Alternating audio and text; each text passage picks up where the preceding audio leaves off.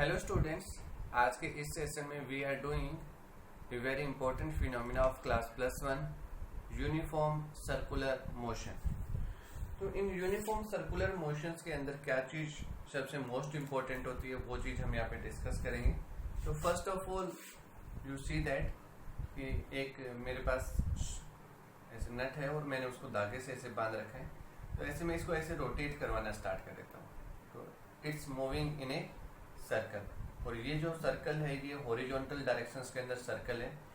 You see that the object are moving with constant speed, but at every point in circular motion circumference के with respect to हर एक point के ऊपर the directions of the object are continuously change.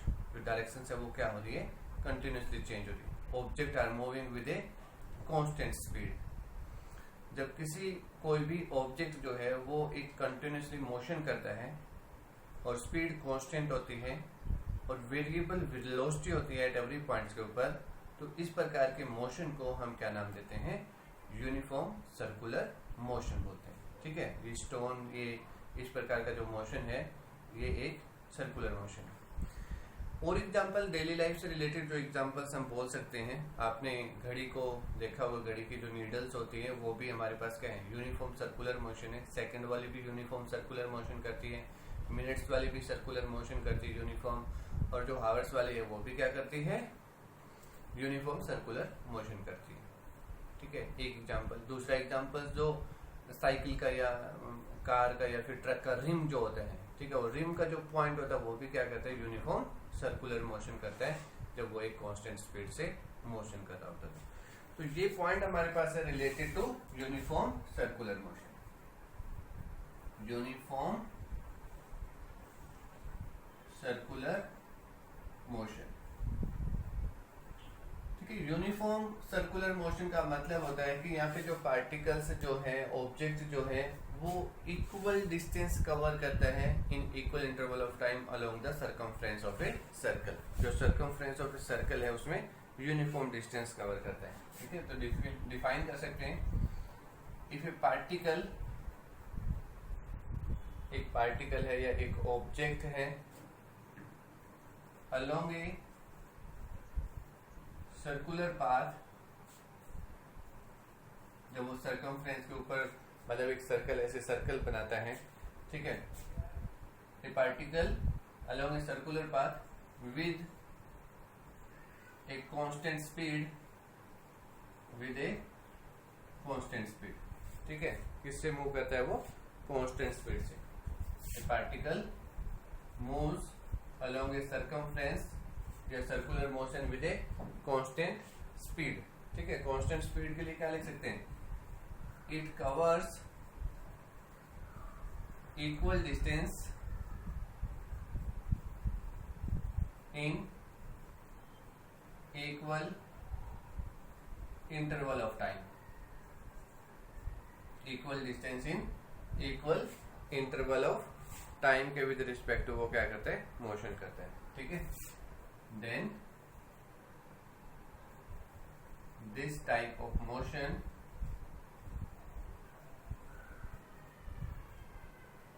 is known as uniform circular motion. ये जो motion है वो क्या कहलाएगा, हमारे पास सर्कुलर मोशन कहलाएगा कि पार्टिकल जो इक्वल डिस्टेंसेस कवर कर सकते हैं। ठीक है,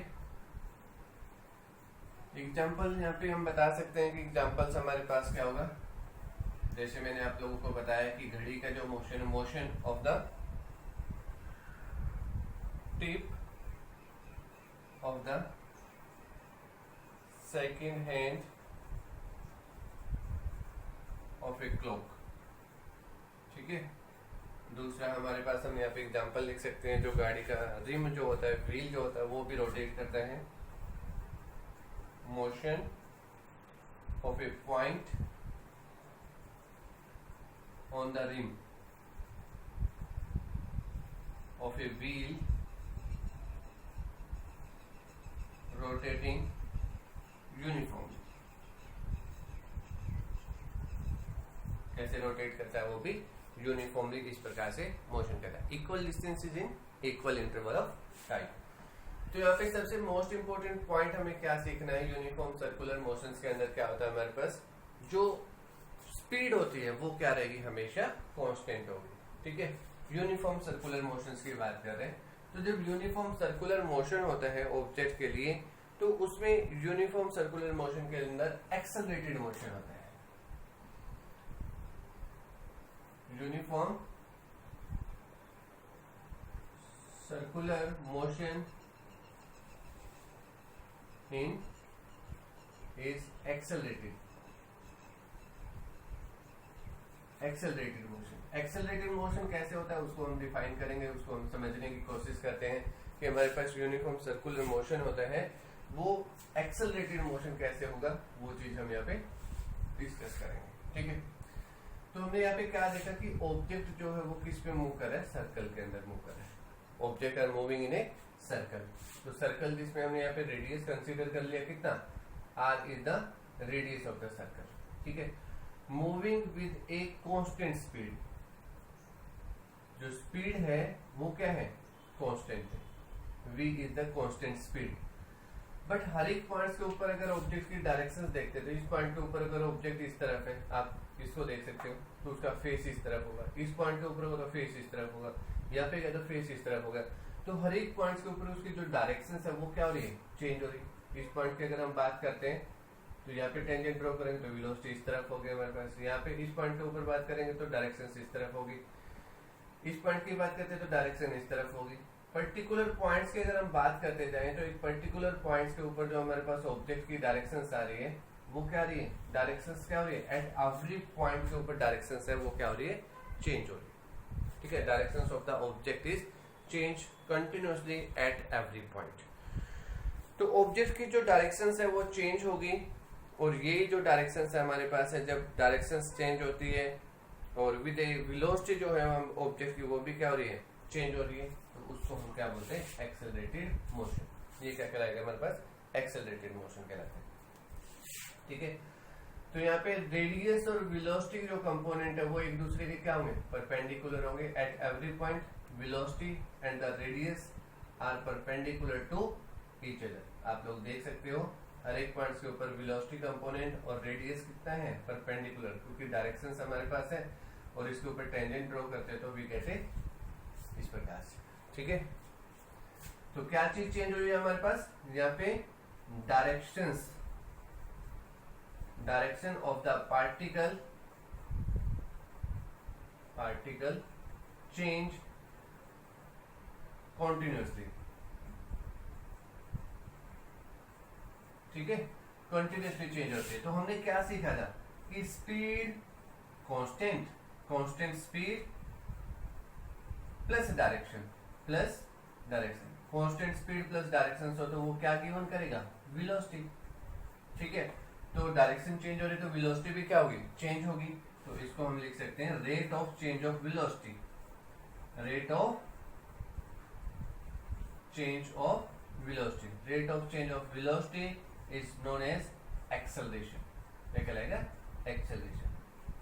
तो इसी एक्सेलरेशन को हम क्या नाम देते हैं, एक्सेलरेटेड मोशन। जब ऑब्जेक्ट कंटिन्यूअसली एक्सेलरेट करता है एक पार्ट के अंदर, ये पार्ट हमारे पास एक्सेलरेटेड मोशन का कहलाते हैं।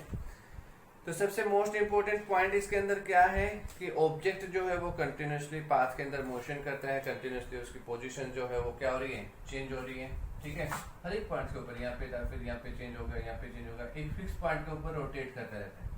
ठीक है, पर्टिकुलर पॉइंट के ऊपर। तो यहाँ पे जो डिस्प्लेसमेंट होता है ऑब्जेक्ट का वो एंगुलर डिस्प्लेसमेंट कहलाता है। कैसा कहलाएगा, एंगुलर डिस्प्लेसमेंट। इसी से आगे कंसेप्ट हम लेके चलते हैं। यूनिफॉर्म सर्कुलर मोशंस के अंदर बहुत सारे ऐसे पॉइंट्स आने वाले हैं पार्ट के अंदर। जब बॉडी सर्कल में मूव करती है तो उसका लीनियर डिस्प्लेसमेंट ना होके कैसा डिस्प्लेसमेंट बन जाता है, एंगुलर डिस्प्लेसमेंट बन जाता है।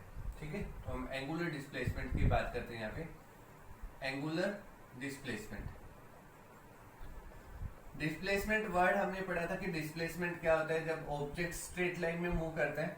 ठीक है, तो उस कंडीशन में जो डिस्प्लेसमेंट होता है वो लीनियर डिस्प्लेसमेंट कहलाता है। और जब ऑब्जेक्ट एक सर्कल में मूव करता है तो उस कंडीशन में जो डिस्प्लेसमेंट होता है वो कैसा होगा हमारे पास, एंगुलर डिस्प्लेसमेंट होता है।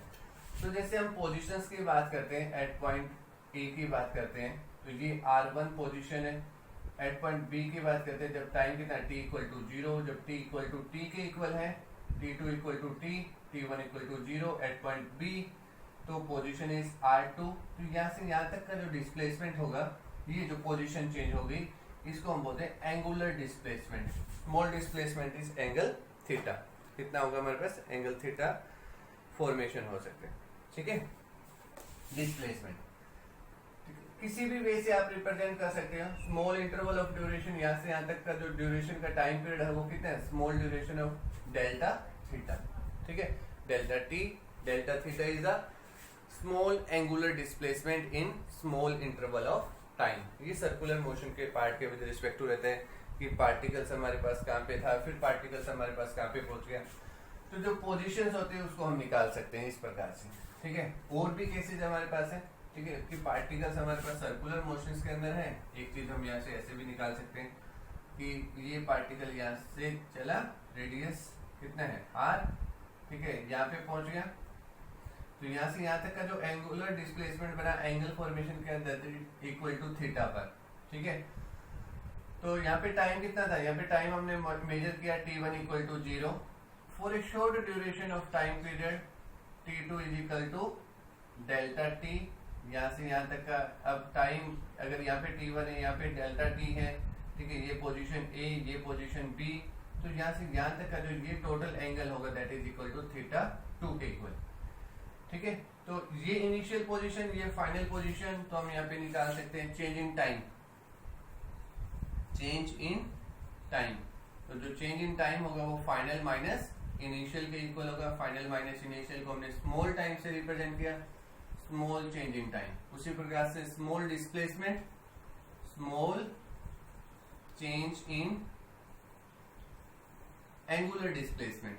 तो एंगुलर डिस्प्लेसमेंट क्या होगा हमारे पास, final position minus initial position, theta 2 minus theta 1 is equal to delta theta.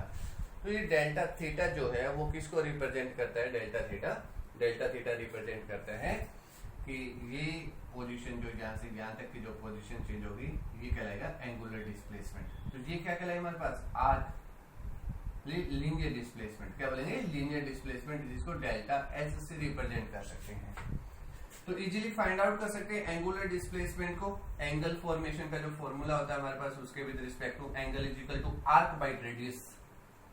Arc by radius, arc by में रेडियस, ठीक है। तो delta theta is equal to delta S by में आर रेडियस, ये एंगुलर डिस्प्लेसमेंट कहलाता है, ठीक है।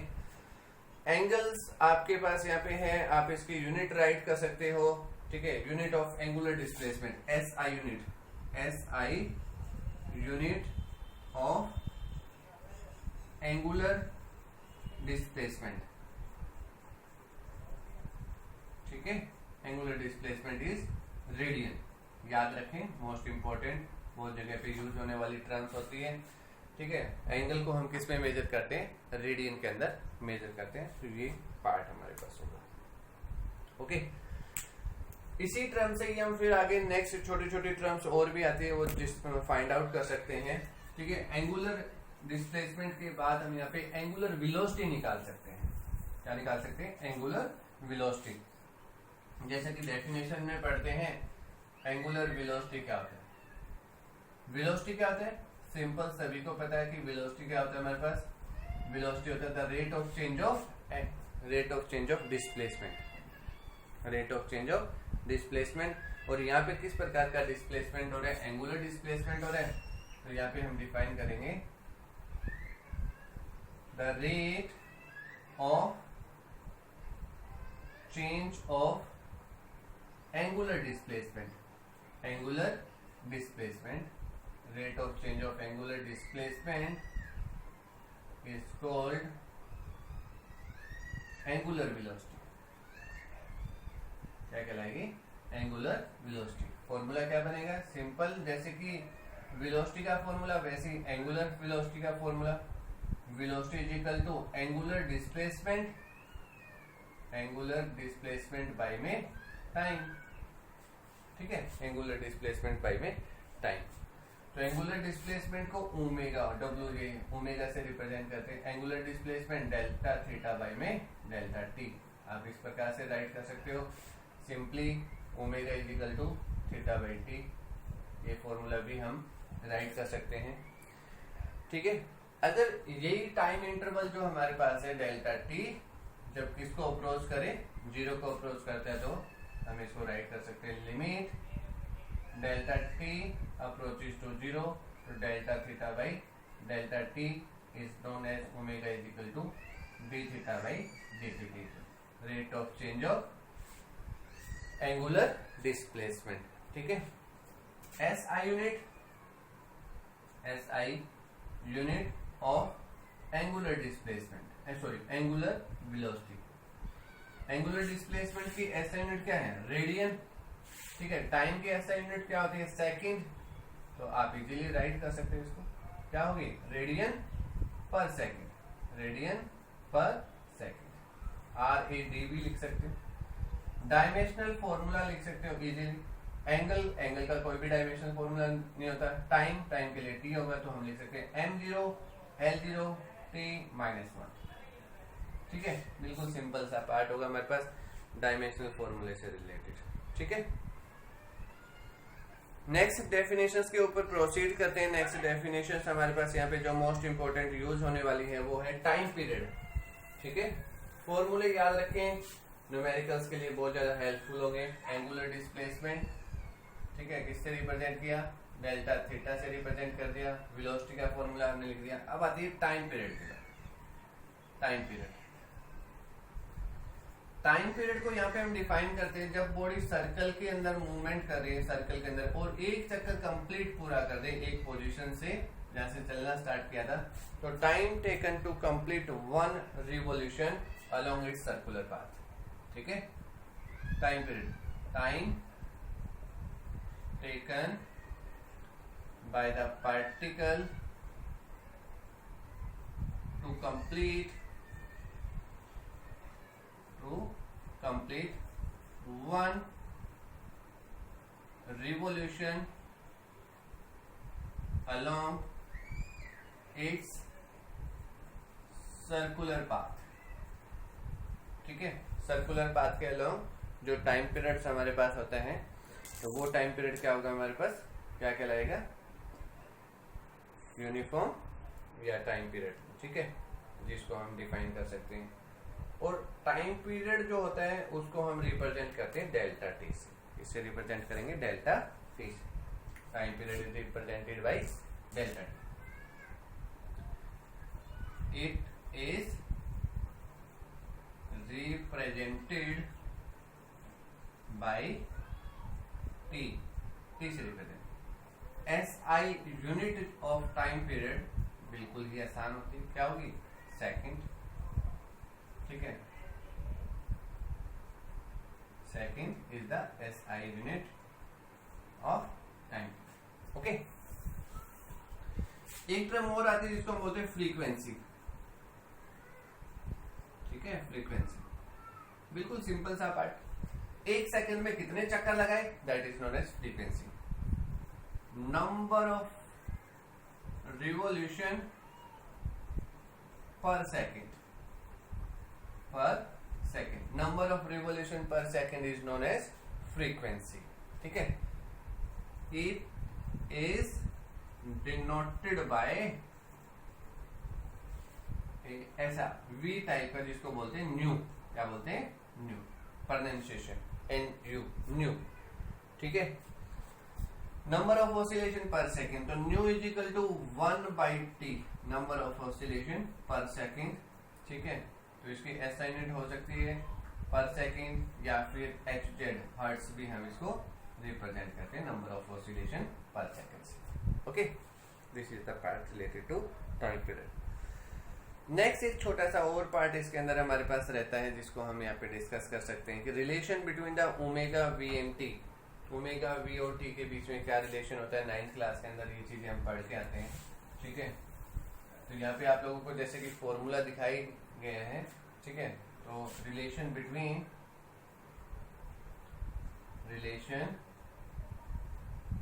Between omega theta and T, इसके बीच में रिलेशन। तो एंगुलर वेलोसिटी के बारे में क्या पढ़ा, angular velocity is equal to theta by T, ठीक है। थीटा फॉर, यहाँ पे लिख सकते हैं फॉर वन रिवोल्यूशन, एक रिवोल्यूशन के लिए। तो एक रिवोल्यूशन के लिए थीटा की वैल्यू क्या होगी, 2 पाई आर, ठीक है, सर्कमफ्रेंस ऑफ सर्कल। टी मतलब टाइम पीरियड के इक्वल होगा, ठीक है, किसके इक्वल होगा, टाइम पीरियड। तो omega is equal to 2 pi r by में t, omega is equal to 2 pi r by में टी के इक्वल, ठीक है, सॉरी 2 पाई, एंगल फॉर्मेशन होता है, एंगल कितना होगा 2 पाई, ठीक है।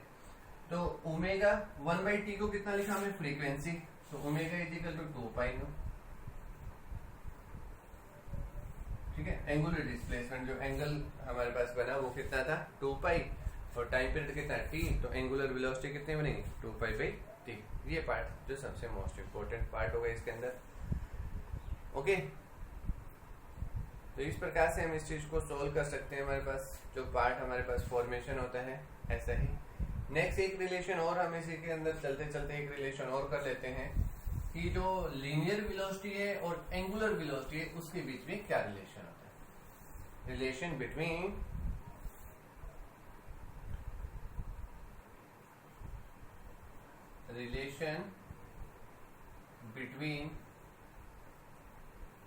Linear velocity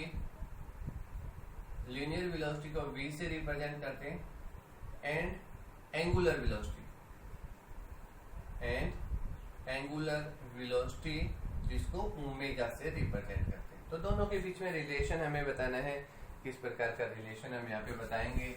uniform circular motion, जहाँ पे प्रॉपर्टीज आपने क्या पढ़ी, यूनिफॉर्म सर्कुलर मोशन जहाँ पे स्पीड क्या रहती है, कांस्टेंट, और वेलोसिटी क्या होती है, वेरिएबल, ठीक है। तो ये क्या बना हमने, circle, O is the centre, R is the radius, ये पार्टिकल की A पोजीशन जब टाइम कितना t equal to 0, t1 equal to 0, small interval of time, particle at point B, t2 is equal to delta t, angular displacement is delta theta, और linear displacement from A to B is represented by delta S, O is the R। Position लिखोगे तो R1 R2 दो position होगी, लेकिन दोनों का magnitude क्या होगा, R1 magnitude is equal to R2 magnitude is equal to R। Radius of the circle है, लेकिन वेक्टर फॉर्म में पोजीशंस रिप्रेजेंट करते तो इट्स डिफरेंट फॉर इट, ठीक है। तो अभी हमने क्या निकाला था, एंगुलर डिस्प्लेसमेंट निकाला था, एंगुलर डिस्प्लेसमेंट। तो एंगुलर डिस्प्लेसमेंट का क्या फॉर्मूला लिखा हमने, delta theta is equal to delta S by में आर, ठीक है। Delta theta angular displacement, delta S क्या होगा, linear displacement from A to B, okay. यहाँ पे लिखेंगे dividing both side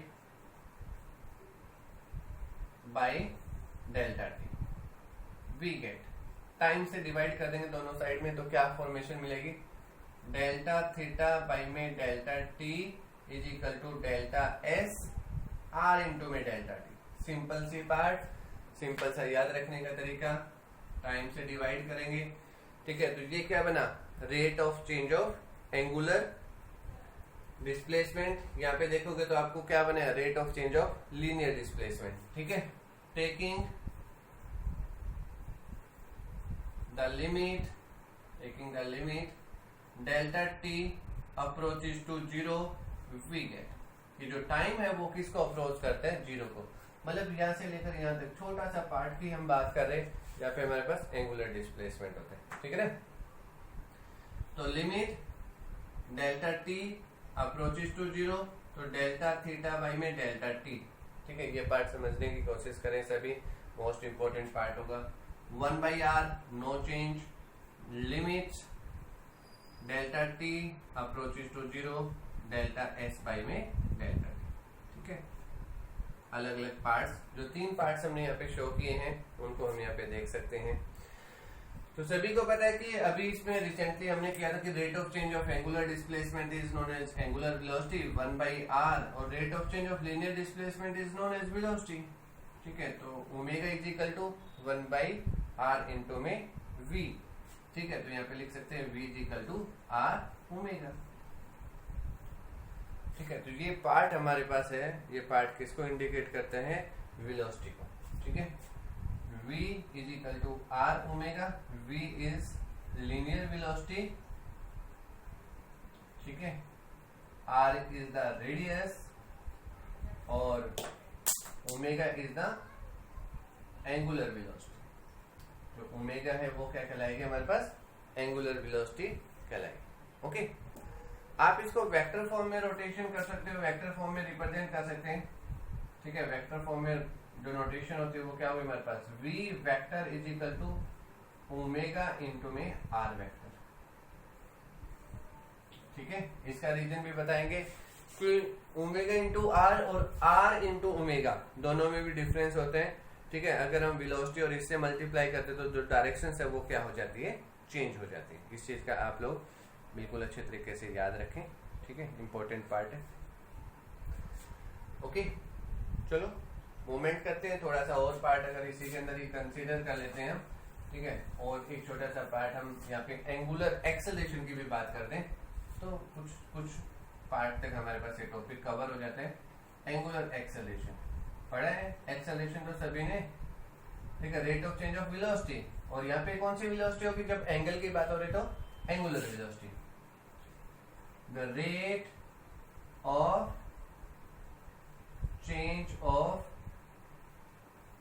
angular velocity, rate of change of angular velocity is known as angular acceleration, rate of change of angular velocity. ठीक है, velocity change होती है, मतलब कौन सी वाली, ये वाली ओमेगा वाली, ये वेलोसिटी क्या होगी, चेंज होगी। एंगुलर वेलोसिटी ये चेंज होगी, जिसको हम यहाँ पे लिख सकते हैं।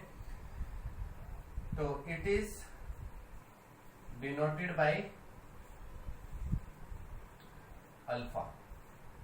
किससे रिप्रेजेंट करेंगे इसको हम, अल्फा से। ठीक है, एंगुलर वेलोसिटी चेंज होती है तो क्या होगा हमारे पास, डी ओमेगा बाय में d t is known as alpha. ठीक है, alpha is equal to d omega by d t, जो पार्ट के अंदर होती है। ओके, अगर इंस्टेंटेनियस एक्सेलरेशन, यूनिफॉर्म एक्सेलरेशन की बात करते हैं तो यहाँ पे हम लिमिट डेल्टा टी, या फिर लिख सकते हैं कि time delta T approaches to zero, then alpha is equal to limit delta T approaches to zero d omega by में डी टी। ठीक है, तो alpha is equal to omega by t, आप इस प्रकार से d omega by d t, ये भी हम लिख सकते हैं, जो क्या कहलाएगा हमारे पास, इंस्टेंटेनियस एक्सेलरेशन। ओके, इसी पार्ट से भी निकाल सकते हैं, v is equal to are omega है, v is equal to are omega. ठीक है, तो डिफरेंशिएशन ऑन बोथ साइड, दोनों साइड में अगर हम डिफरेंशिएशन कर देते हैं इस इक्वेशन का, जो ये इक्वेशन है, डिफरेंशिएशन करते हैं तो d v by d t, r constant होगा, रेडियस है, चेंज नहीं होता टाइम के with respect to r into में d omega by d t. Okay, तो dv बाई डी टी क्या कहलाएगा, एक्सेलरेशन, आर कांस्टेंट और ये अल्फा, तो a is equal to r alpha. This is also a most important relation, और इसको भी आप उसी प्रकार से रिप्रेजेंट कर सकते हो, a vector is equal to alpha into में r, दोनों ही वेक्टर क्वांटिटी होती है इस चीज का, क्योंकि डिस्प्लेसमेंट पार्ट के अंदर हम इसको राइट कर सकते हैं। तो ये चीजें थी हमारे पास यूनिफॉर्म सर्कुलर मोशन से रिलेटेड। ठीक है, जो हमने यूनिफॉर्म सर्कुलर मोशंस की बहुत सारी इंपॉर्टेंट चीजें यहाँ पे राइट की हैं। ठीक है, मोस्ट इंपॉर्टेंट पार्ट है। Now thank you, have a nice day.